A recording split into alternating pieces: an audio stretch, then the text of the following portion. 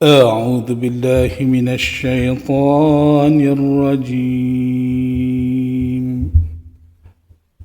بسم الله الرحمن الرحيم. شهر رمضان الذي أنزل فيه القرآن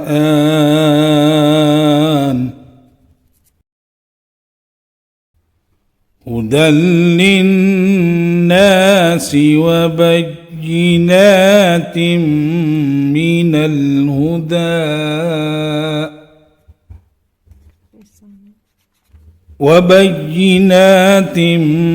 الهدى والفرقان. صدق الله العظيم. Bulan Ramadan yang padanya diturunkan Al-Quran menjadi petunjuk bagi sekalian manusia dan menjadi keterangan-keterangan yang menjelaskan petunjuk. Bulan Ramadan merupakan bulan yang dirindui oleh setiap insan yang beriman. Bulan Ramadan merupakan kurniaan Allah Subhanahu wa Ta'ala kepada hamba-hambanya yang merindui jalan pulang. Umat Islam diwajibkan berpuasa dengan menjaga kesempurnaan puasa, menjaga diri daripada perkara-perkara yang membatalkan puasa bermula dari terbit fajar sehingga terbenamnya matahari. Ramadan bukan sahaja mendidik umat Islam untuk beribadah dengan bersungguh-sungguh, malah memupuk sifat keprihatinan kepada golongan yang kurang bernasib baik.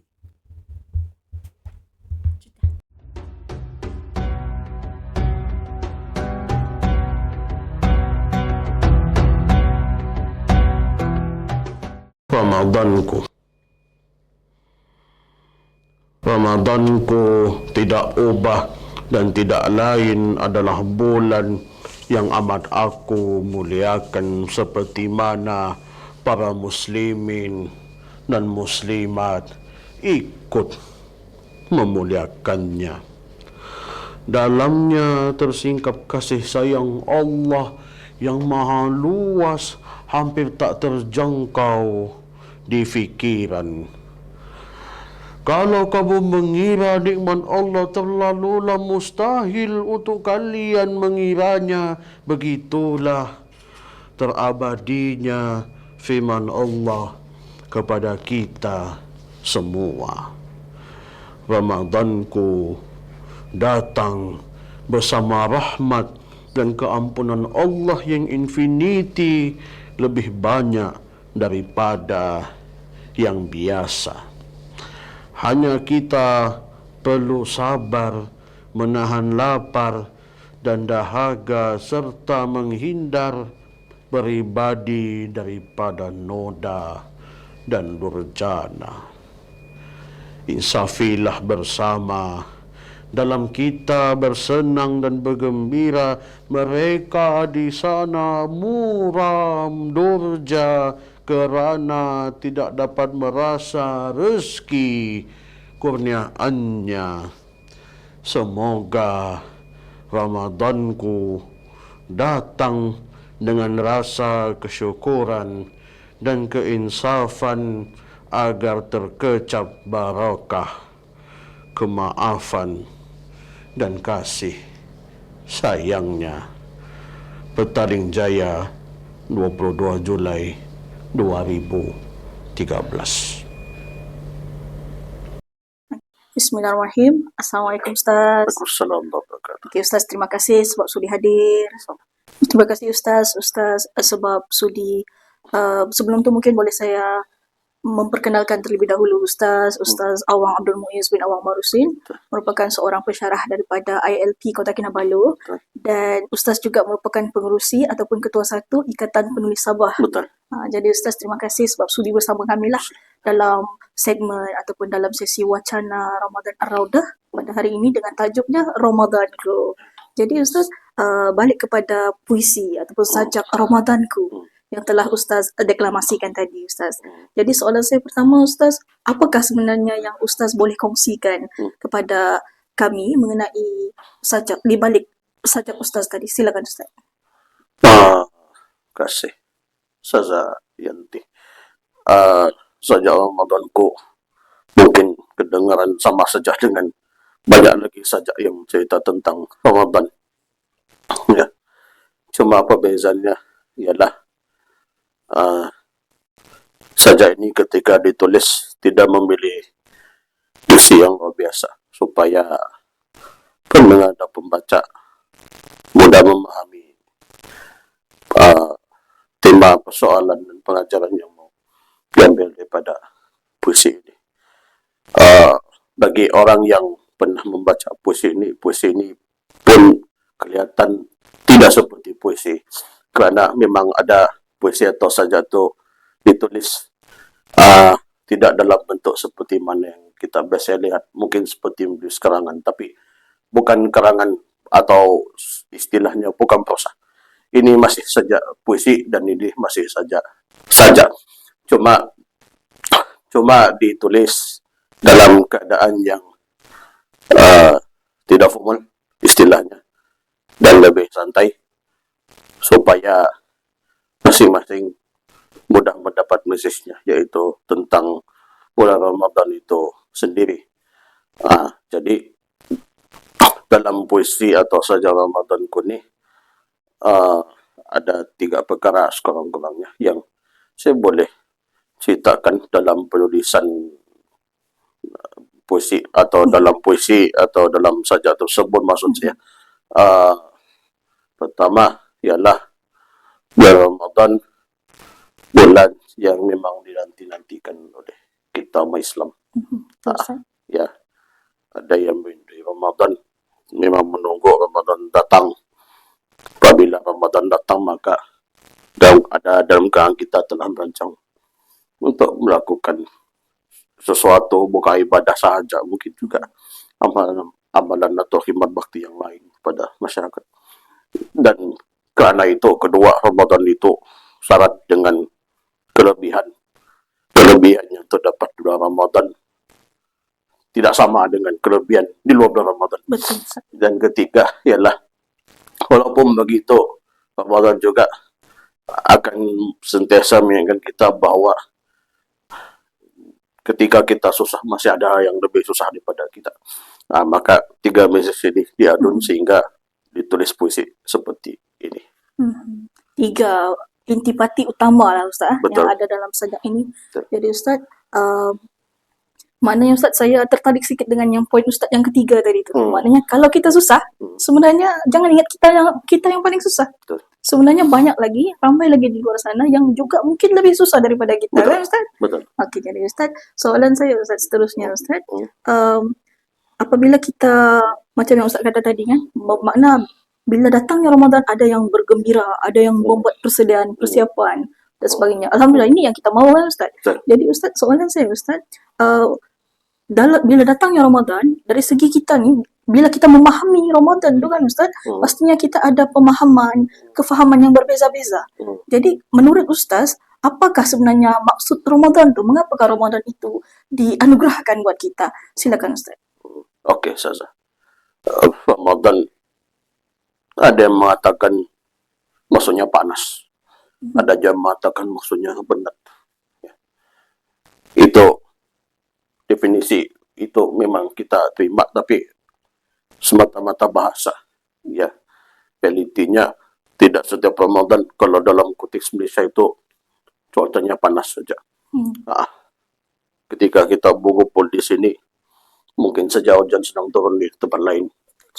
Ya, sehingga ya di beberapa daerah di negeri kita Sabah sedang banjir. Maka sesuai kita berfikir, kita memang rasa kesusahan, tetapi kita jangan lupa orang lain juga masih ada yang lebih susah berbanding kita.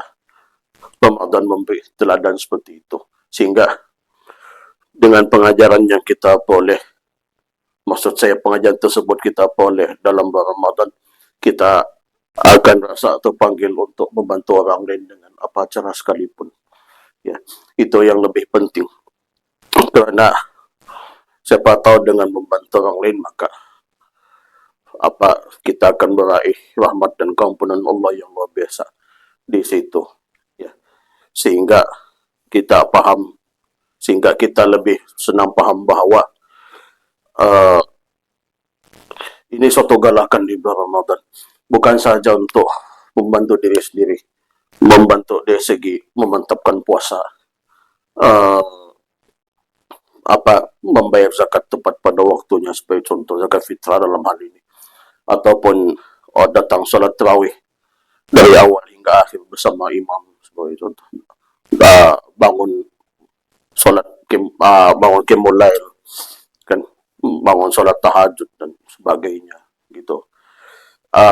Amalan di bulan Ramadan ternyata bukan amalan yang bersifat pribadi semata-mata, tapi amalan yang menyentuh masyarakat secara langsung. Ya, dan memang kita sangat digalakkan untuk turun ke masyarakat juga supaya masyarakat mendapat sekurang-kurangnya kemudahan daripada bertambah kesusahan mereka. Dalam arti kata lain, semoga dengan kedatangan masyarakat yang hendak turun tangan membantu itu, mereka dapat menjalani hidup dengan sedikit pun beban sebelumnya. Itu yang lebih penting. Benar Ustaz. Sehingga Ustaz, kadang-kadang kita sebenarnya merasa mungkin agak terkejut. Sebab kalau macam selain daripada bulan Ramadan, biasanya kita agak mungkin agak lemah dan mungkin juga semangatnya tu agak kurang untuk beribadah, untuk buat kebaikan. Tetapi kalau Ustaz perasan kan, bila datang sahaja Ramadan, seolah-olah macam satu semangat yang baru, satu kekuatan kan Ustaz, di mana contohlah Ustaz, macam orang berlumba-lumba, macam yang Ustaz kata tadi, maknanya orang berlumba-lumba memberi kebaikan, berkongsi rezeki dan sebagainya. Dan tertarik pada yang Ustaz kata tadi tu, maknanya Ramadan ni adalah ibadah yang ataupun satu bulan yang mengajar kita erti kemasyarakatan. Betul. Ya, Ustaz? Baik Ustaz.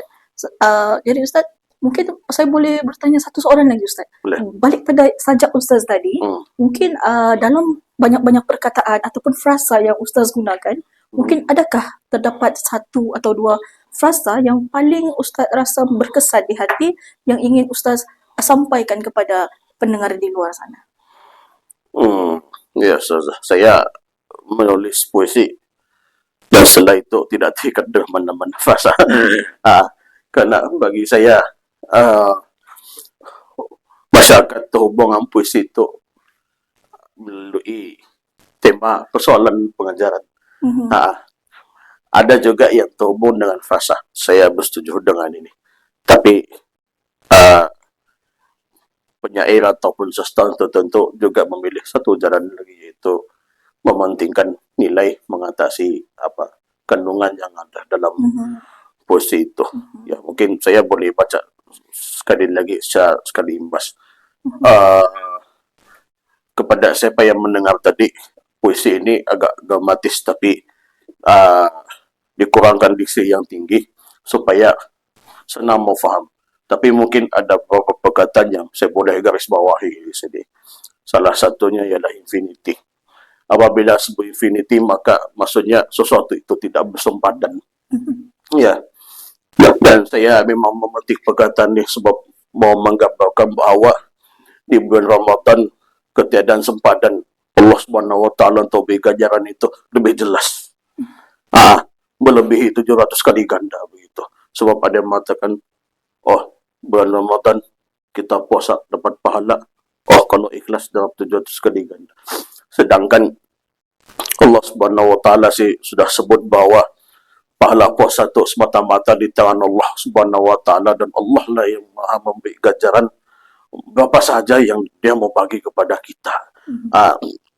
Dan ternyata pahala itu bukan pahala puasa sahaja, tapi juga pahala membayar zakat, pahala sedekah, pahala membantu masyarakat yang memerlukan, pahala datang ke masjid iktikaf, pahala solat tarawih, pahala qiyamul lail sebagainya. Maka saya menggunakan perkataan infinity untuk menggambarkan bahawa kasih sayang Allah di dalam Ramadan itu luar biasa, dan lebih dekat dengan hambanya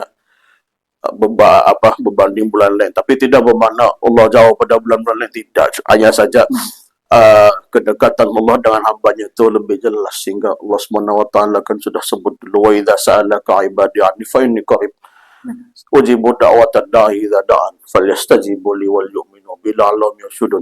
Maha dekatnya Allah SWT, lebih dekatnya Allah SWT dengan hamba-hambanya itu, sampai Allah SWT sebut dalam satu ayat, dan ulama tafsir bersepakat bahwa Allah itu lebih terlihat kedekatannya itu ya di bulan Ramadan. Sehingga dalam bulan Ramadan kita sangat digalakkan untuk meminta apa sahaja, begitu. Walaupun mungkin kita meminta pada waktu tertentu saja, seperti waktu antara dua salat tarawih sebagai contoh, ataupun waktu sebelum buka puasa dan sebagainya. Tapi Allah tidak membataskan waktu itu tertentu. Selagi ada Ramadan dengan kita, selagi itu kita raikan, dan selagi itu sambil kita raikan, kita minta kepada Allah Subhanahu Wa Taala segala yang kita hajatkan sebenarnya. Dan mungkin saya boleh petik satu perkataan lagi, yaitu terkecap. Saya menggunakan istilah terkecap agar terkecap barakah, kemaafan dan kasih sayangnya, untuk melihat bahwa benda itu tidak mudah dapat. Jadi bila diharui kesusahan tu, setelah dapat maka akhirnya kita benar-benar memilikinya, maka saya menggunakan kalimah terkecap itu. Terkecap. Terkecap. Ya, selalu kan kita dengar mengecap dan sebagainya. Ya, sehingga supaya tidak salah dengar dan salah paham, maka kecap itu kan boleh jadi makna sekian dan makna sekian. Jadi ini saya menjelaskan, saya menggunakan perkataan terkecap dalam puisi tos saja di untuk menggambarkan bahwa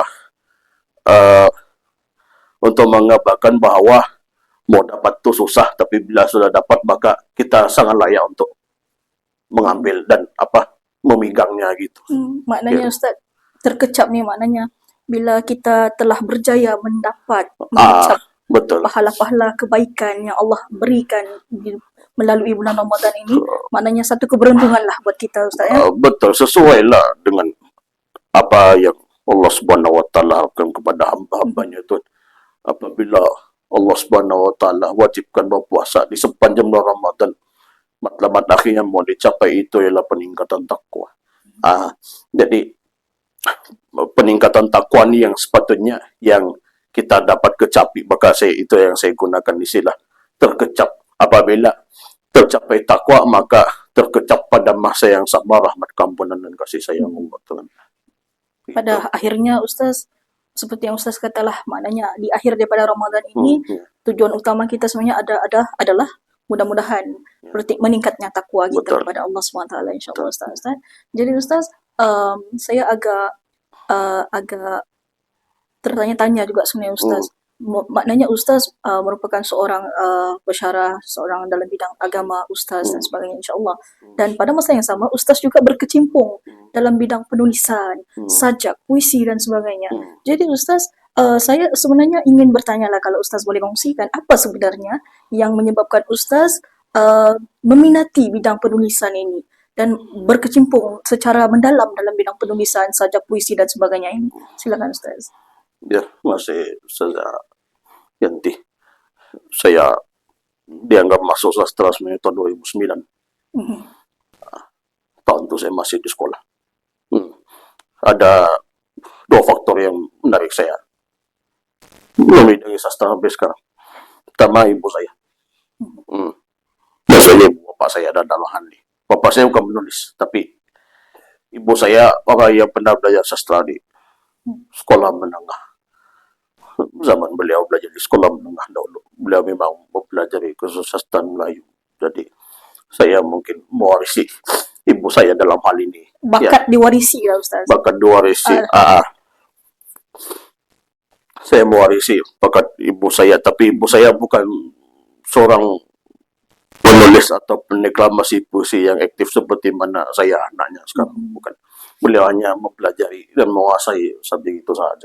Itu kesusastraan Melayu. saya sebetulnya tidak juga pernah mempelajari mata pelajaran kesastra Melayu di sekolah, kecuali subjek bahasa Melayu yang memang ada komponen sastra komsas yang kita sebut. Jadi daya penarik selain ibu bapa saya itu ialah Ikatan Penulis Sabah ini sendiri pada zaman sekitar 2009, 2010, 2011. Masa itu ketua satu tuh pengerusinya Tuan Haji Syukur Haji Husin sudah abadi. Beliau dan teman-teman datang ke sekolah menengah tempat saya belajar pada masa itu.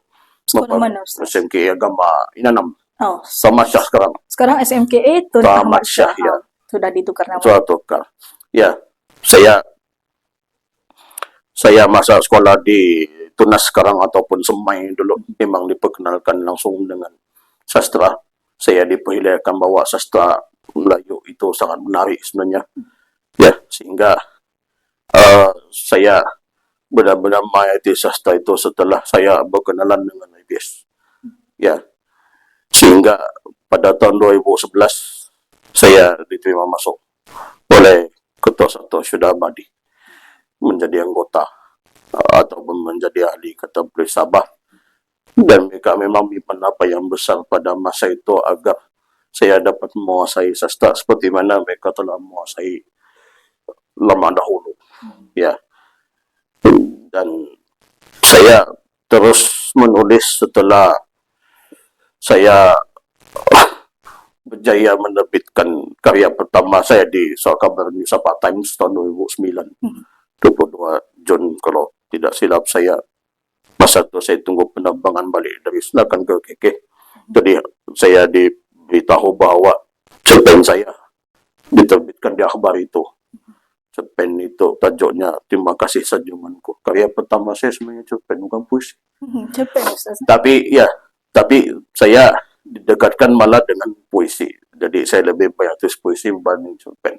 Tapi pada masa tertentu maka rakan-rakan yang berkecimpung sama-sama dengan saya dalam sastra melihat saya menulis puisi dan cerpen pada selang masa yang lebih kurang sama. Tapi saya ada masa-masanya saya kan menulis puisi saja, ada masa-masanya juga saya menulis cerpen sahaja. Itu karena saya melihat kepada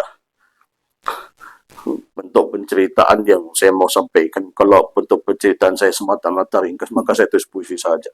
Tapi kalau bentuk penceritaan itu memang panjang, maka saya akan menulis cerpen. Saya terus menulis ketika masuk ke SMAC. Saya juga alumni SMAC sebenarnya, SMK Agama KK. Ya. Masuk ke UIA, Universiti Selatan Bangsa Malaysia pun sama menulis. Masuk ke UMS, ambil sarjana pun masih yang menulis, dan sampai sekarang.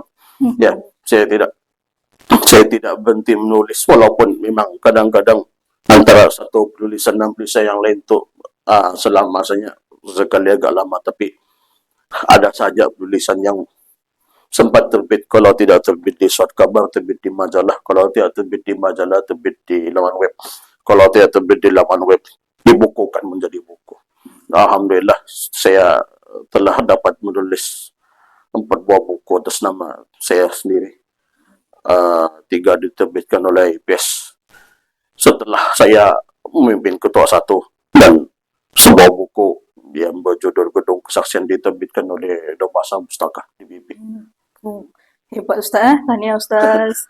Jadi Ustaz, maknanya Ustaz ni bakat, usaha, passion dalam bidang kesusastraan tu, maknanya dari kecil lagi sampailah ke pada hari ini. Sampai hari ini. Digarap, dilatih, dipupuk sehingga berjaya menerbitkan pelbagai karya dan dibukukan. Tanya Ustaz. Jadi Ustaz, soalan seterusnya. Jadi Ustaz, mungkin bila berkata tentang Ustaz sebagai pengurusi Ikatan Penulis Sabah tadi Ustaz, mungkin sedikitlah mungkin Ustaz boleh ceritakan mungkin apakah yang telah dilakukan oleh Ikatan Penulis Sabah di luar sana. Silakan Ustaz. Terima kasih. 35 tahun tidak cukup kalau mau cerita di sini semuanya. Betul Ustaz. Sebab 35 tahun yang lalu, dikira dari 24 Mac tahun 1990 tu, sebetulnya Sabah telah menyaksikan segala-galanya daripada IPS. Sebelum tahun 1990, Sabahnya ada pertubuhan yang namanya Badan Bahasa dan Sastra Sabah, masih ada sampai sekarang. Dan selepas tahun 1990, sebetulnya telah muncul juga beberapa persatuan sastra yang lain. Tapi setiap daripada persatuan sastra yang ada di Sabah itu memiliki perannya masing-masing. IPS lebih terbuka peranan kepada pembinaan dan pengembangan bahasa dan sastra di Sabah. IPS sekarang ada 6 buah inisiatif. So, siapa saja boleh ambil manfaat daripada salah satu atau mungkin lebih daripada satu inisiatif yang dilaksanakan oleh IPS. Pertama, inisiatif puisi adalah datang daripada Asyuda Abadi yang masa itu ketua 1. Ini dimulakan tahun 2017. Saya hanya menyambung saja sehingga sekarang ini puisi adalah ada lagi 4 segmen di bawahnya, yaitu apresiasi yang dibuat secara berkala sepanjang tahun. Kedua, sayembara yang diadakan setiap bulan di Facebook. Ya, ini diikuti oleh para penyanyi seluruh Malaysia. Ya, kita milih 5 puisi terbaik setiap bulan. Ketiga, penerbitan antologi, puisi-puisi terbaik yang datang daripada para penyanyi terbaik Malaysia kita bukukan. Dan keempat, wacana yang kita buat secara berkala juga, kadang setahun sekali atau 2 tahun sekali gitu. Di samping puisi adalah ada beberapa inisiatif yang lain. Kedua ialah semangat membaca. Kita menggalakkan masyarakat Sepanggan untuk membaca, dan pembacaan itu bermula dengan Al-Quran. IPS menjadi tuan rumah kepada Baitul Muqaddam yang menyediakan pembelajaran Al-Quran secara percuma kepada masyarakat sekitar kawasan Sepanggan. Ya, bagi yang sudah naik Quran atau yang khatam, kita raikan di premis IPS yang kita panggil sekarang Dagang Sastra, itu di Kampung Gudon, di Mengatal sini. Ketiga, Sepanggar berpantun. Kita galakkan masyarakat Sepanggar untuk membudayakan pantun, tapi kita dekatkan juga masyarakat Sepanggar dengan pantun yang dibina hasil gabung jalin sentuhan manusia dan sentuhan teknologi, kecerdasan buatan AI dalam hal ini. Ada satu teknologi yang berpusat di Singapura yang dihostkan oleh Balai Pantun Singapura, namanya AI Pantun. Kita manfaatkan AI Pantun untuk membina dan mengembangkan pantun yang ada di Sabah. Ya, keempat, melukis senja. Melukis senja, kita gabung jalin penulisan, lukisan dan musik untuk membina dan mengekalkan kesehatan mental masyarakat. Ya, dan kita memang sasakan golongan muda supaya golongan muda rasa bahagia dengan sastra sebagai salah satu cara untuk memperbaiki dan mengekalkan kesehatan mental. Dan tahun ini kita pegalkan 2 inisiatif terbaru. Yang kelima, kembali ke akar. Kita kembali bertemu para seniman, para sastrawan veteran yang masih ada di Sabah. Kita hargai ketokohan mereka, kita bicarakan karya-karya besar mereka dan sebagainya. Yang mana sebetulnya Sabah ni masih ada beberapa orang lagi, dan sebenarnya bukan beberapa orang, masih ramai lagi polis veteran yang ada di Sabah yang kita mau angkat karya dan ketokohannya. Dan keenam, inisiatifku seru namamu, kita manfaatkan anime untuk mendekatkan generasi Z dan Alpha dengan sastra di Sabah.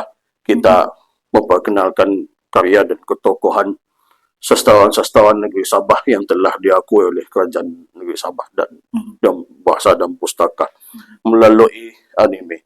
Dan saya garis bawahi sini, inisiatif ke-6 sebenarnya datang daripada mahasiswa UiTM Cawangan Sabah sendiri yang sekarang sedang menjadi setiausaha 1 IPS, saudara Muhammad Faiz.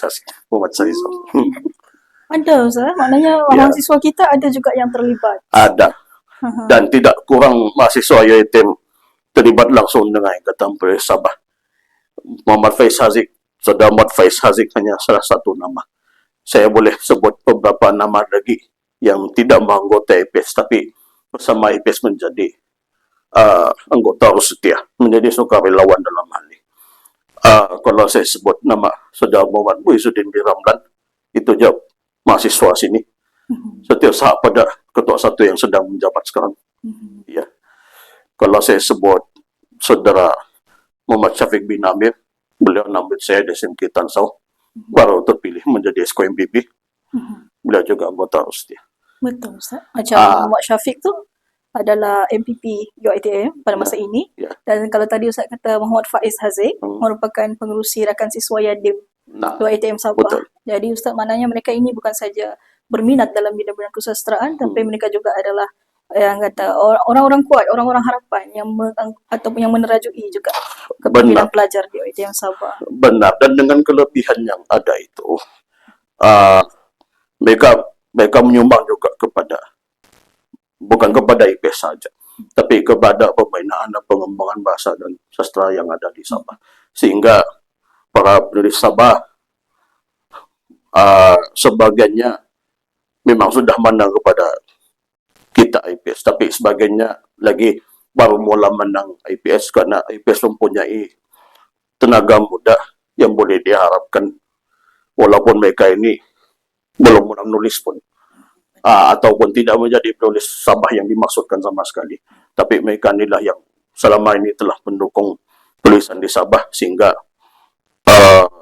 IPS itu mampu melakukan sesuatu bukan di peringkat tempatan dan kebangsaan saja, tapi di peringkat antarabangsa. Kita bekerja sama secara langsung dan tidak langsung dengan 40 buah organisasi di dalam dan luar Malaysia.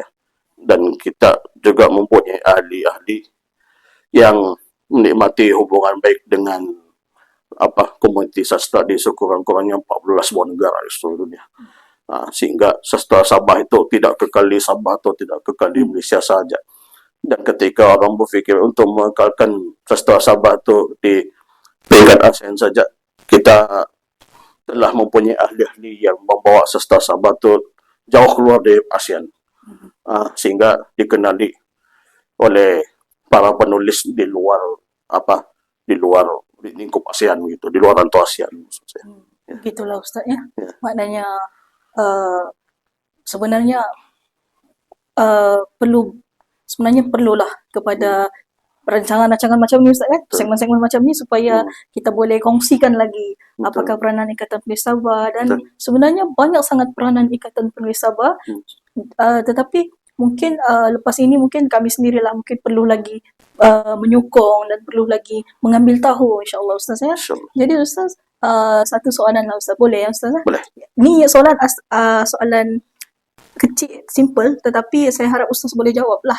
Ya. Boleh berkongsi lah Ustaz. Soalan saya Ustaz, bila berkata tentang kesusastraan, syair, puisi, sajak, cerpen dan sebagainya, ia adalah berkaitan dengan bakat kan Ustaz? Betul. Jadi soalan saya Ustaz, soalan cepu mas lah. Adakah bakat ni Ustaz, adakah bakat ini boleh dipelajari, dipupuk ataupun macam mana Ustaz? Pertama saya cerita bakat dululah. Ya. Ada yang mendapat bakat tu semula jadi. Kalau kita sebut pempengaruh seperti Zidin Aziz itu, beliau mewarisi bakat arwah ayah beliau. Tapi ada yang berbakat setelah mempelajari bakat itu. Ya. Dan itu memang sedang dilakukan di mana-mana pun, baik di UiTM, baik di IPS juga, masing-masing ikut domainnya. Ya. Di IPS memang ada ahli yang sudah sedia berbakat sejak semula jadi, sehingga itu lebih memudahkan IPS itu sendiri untuk mengembangkan karya dan kebolehan beliau melaksanakan maupun mengurus kegiatan. Tapi bagi orang yang baru mula, kita di IPS memanfaatkan inisiatif-inisiatif itu untuk membina dan mengukuhkan bakat penulisan, sehingga masing-masing penulis Sabah, sama ada orang itu belum jadi penulis ataupun penulis baru, atau mungkin dia penulis mapan, ya, kerana ramai di Sabah ni penulis mapan, bukan penulis baru. Penulis baru kita kukuhkan, bukan saja bakat penulisan, tapi juga bakat kepemimpinan dan pengurusan. Itu yang lebih penting, kerana rata-rata penulis Sabah Dan sebenarnya sangat ramai penulis Sabah yang memang menulis, yang menerbitkan karya secara eceran, yang terbit di laman web, surat kabar, majalah, dan kurang sikit daripada mereka ni telah menulis buku. Cuma sekarang bagaimanakah penulis Sabah dapat mendorong orang lain buat benda yang sama dengan apa yang penulis-penulis Sabah telah bisa buat. Itu yang paling penting. Dan kita sediakan tu. Saya sendiri pun dididik dalam IPS, dididik dalam keluarga sendiri, seperti itu juga. Bermula daripada penulisan yang orang fikir, apalah tulisan ni. Ya, bahasa kasarnya dia gambar epek lah pada mulanya. Tapi akhirnya dilatih, dikukuhkan sehingga akhirnya seorang penulis bukan saja boleh menulis secara formal, tapi menulis secara tidak formal juga. Bukan saja menulis secara gramatis, tapi mampu menulis secara puitis juga. Ya, kita sediakan banyak wahana, dan memang kita kemana-mana pun selagi dipercayai, selagi itu kami sediakan dalam bentuk bengkel, dalam bentuk seminar, dan mungkin saja latihan yang bersifat pribadi. Kita boleh sediakan latihan tu mengikut keperluan. Maknanya Ustaz, banyak sebenarnya peluang lah apabila kita berminat berkecimpung dalam Ikatan Penulis Sabah. Bahkan akan diajar dan dilatih dan dibimbing. Ya Ustaz? Benar, dan paling penting bagi Ikatan Penulis Sabah ialah untuk mencari penulis yang seterusnya. Dari generasi Z maupun Alpha. Generasi Alpha sebagainya telah masuk sekolah menengah pada hari ini. Sehingga untuk melatih generasi Alpha lebih susah berbanding melatih generasi Z. Ya, sehingga harus saya katakan ialah ketika kita mau melihat sastra tetap menjadi harapan dan masa depan kepada Sabah, maka sastrawan dan penulis Sabah ni yang masih ada yang sebetulnya diharapkan untuk menarik tangan mereka ni. Dan kami akan upayakan apapun dengan kepercayaan pelbagai pihak berkepentingan untuk memastikan akan bertambah lagi penulis Sabah dari kalangan generasi Z dan akan muncul penulis seterusnya dari kalangan generasi Alpha begitu. InsyaAllah Ustaz, ya, insyaAllah kita pun sama-sama mendoakanlah supaya usaha yang murni ini dapat diteruskan, khususnya daripada pihak Ikatan Penulis Sabah. Jadi Ustaz, saya rasa kita berakhir di sini Ustaz. Jadi saya ucapkan terima kasih banyak-banyak Ustaz sebab sudi berkongsi saja, mendeklamasikan buat kami, kemudian berkongsi pesan-pesan Ramadan, bersempena dengan bulan Ramadan Ustaz. Jadi Ustaz, sebelum kita berakhir Ustaz, mungkin Ustaz boleh sambung pantun saya Ustaz? Boleh? Ustaz boleh sambung pantun saya Ustaz? Cubalah. Okey. Okeylah Ustaz, terima kasih. Itu sahaja daripada kita semua, untuk anda semua. Tuai pagi. Ustaz begitu Ustaz pegang mic. Okay. Sambung Ustaz ya, sebelum kita berakhir. Ya. Okey, terima kasih semua. Tuai padi antara masak, esok jangan layu-layuan. Hintai kami antara nampak, esok jangan rindu-rinduan. Terima kasih Ustaz. Assalamualaikum. Salam.